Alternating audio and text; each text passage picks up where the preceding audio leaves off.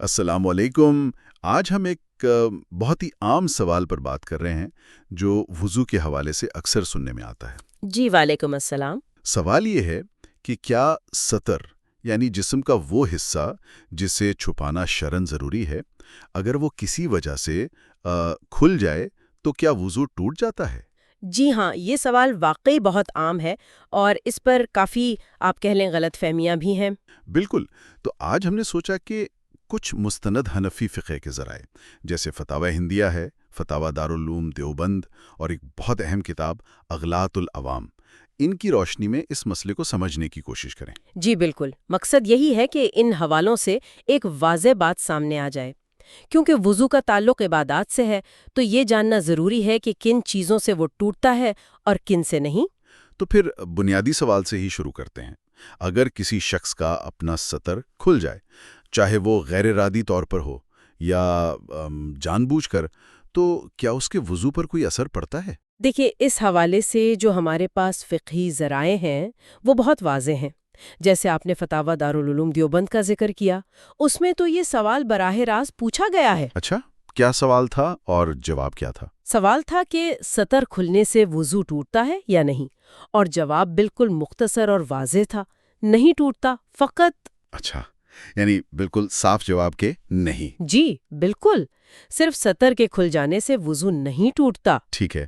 اور فتاوی ہندیہ جسے عالمگیری بھی کہتے ہیں، وہ تو بہت ہی جامع کتاب مانی جاتی ہے، اس میں کیا ہے؟ جی، فتاوی ہندیہ میں نواقض وضو یعنی وہ چیزیں جن سے وضو ٹوٹ جاتا ہے، ان کی پوری ایک فہرست دی گئی ہے۔ ہاں، جیسے پیشاب، پخانہ، ہوا کا خارج ہونا وغیرہ۔ بالکل، خون یا پیپ کا بہنا، قے ہونا، نیند آ جانا، یہ سب شامل ہے۔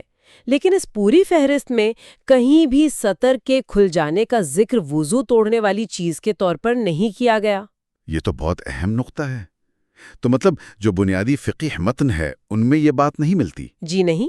اب آتے ہیں اغلاط العوام کی طرف۔ وہ کتاب تو لکھی اس لیے گئی تھی کہ عام لوگوں میں جو غلط باتیں مشہور ہو جاتی ہیں ان کی اصلاح ہو۔ صحیح، اور اس میں بھی اس مسئلے کا ذکر ہے۔ علامہ تھانوی نے لکھا ہے کہ یہ بات لوگوں میں مشہور ہے کہ کسی کا سطر کھلا ہوا نظر پڑ جائے تو دیکھنے والے کا وضو ٹوٹ جاتا ہے۔ اچھا، دیکھنے والے کا؟ جی، دیکھنے والے کا۔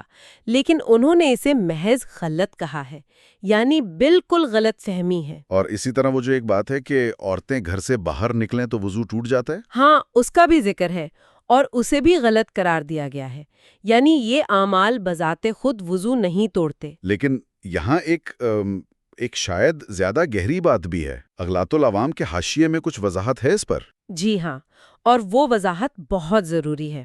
حاشیے میں یہ بات واضح کی گئی ہے کہ بھلے ہی اپنا سطر کھلنے سے یا کسی کا سطر دیکھنے سے وضو نہیں ٹوٹتا، لیکن یہ بات یاد رکھنی چاہیے کہ بلا ضرورت سطر کھولنا یا کسی کا سطر دیکھنا یہ شریعت میں منع ہے اور سخت گناہ ہے۔ اچھا، تو وضو کا نہ ٹوٹنا ایک الگ بات ہے اور عمل کا گناہ ہونا ایک الگ پہلو؟ بالکل، یہی وہ باریک فرق ہے جسے سمجھنا ضروری ہے۔ ستر چھپانے کا حکم اپنی جگہ بہت مؤکد ہے۔ بلا ضرورت چاہے مرد ہو یا عورت اپنا سطر کھولنا جائز نہیں، اور اسی طرح کسی دوسرے کے سطر پر نظر ڈالنا بھی منع ہے۔ یہاں تک کہ ایک عورت کا دوسری عورت کا ناف سے گھٹنے تک کا حصہ بلا ضرورت دیکھنا بھی جائز نہیں۔ تو یہ جو مشہور ہے کہ وضو ٹوٹ جاتا ہے، شاید لوگ اس گناہ والے پہلو کو وضو کے ٹوٹنے کے ساتھ ملا دیتے ہیں؟ ایسا ہی لگتا ہے۔ ہوتا یہ ہے کہ جب کسی چیز سے شدت سے منع کیا جاتا ہے تو لوگ بعض اوقات اس کے اثرات کو بڑھا چڑھا کر سمجھ لیتے ہیں۔ تو ستر کھولنے یا دیکھنے کا گناہ اتنا شدید ہے کہ شاید لوگوں نے یہ سمجھ لیا کہ اس سے وضو بھی ٹوٹ جاتا ہوگا، حالانکہ فقہا نے ایسا نہیں کہا۔ مطلب وضو کا تعلق تو مخصوص جسمانی حالتوں یا اخراج سے ہے، جبکہ سطر کا تعلق حیا، پردے اور گناہ و ثواب کے ایک الگ دائرے سے ہے۔ جی، آپ نے بالکل صحیح خلاصہ کیا۔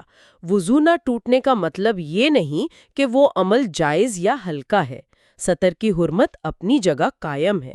مثال کے طور پر کسی نے کسی کا سطر دیکھ لیا، وضو نہیں ٹوٹا، لیکن اگر بے ضرورت دیکھا تو گناہ کا مرتکب ہوا۔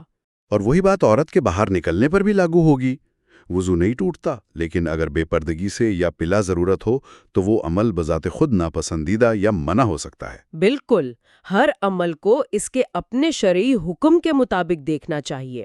تو اگر ہم ان تمام ذرائع کی روشنی میں بات کو سمیٹیں تو خلاصہ کیا نکلتا ہے؟ خلاصہ بہت واضح ہے۔ فراہم کردہ مستند فقی ذرائع کے مطابق محض سطر کے کھل جانے سے یا کسی دوسرے کے کھلے سطر پر نگاہ پڑ جانے سے وضو نہیں ٹوٹتا۔ یہ ایک عام غلط فہمی ہے۔ جی، لیکن اس کے ساتھ یہ یاد دہانی بھی اتنی ہی اہم ہے کہ وضو کا نہ ٹوٹنا سطر کی بے حرمتی کی اجازت نہیں دیتا۔ سطر کو چھپانا ایک تاکیدی شرعی حکم ہے اور بلا ضرورت اسے دیکھنا یا دکھانا گناہ ہے۔ یہ واقعی ایک اہم تفریق ہے۔ یہ ہمیں سکھاتا ہے کہ دینی احکام کو سمجھتے ہوئے ان کی باریکیوں کا خیال رکھنا کتنا ضروری ہے۔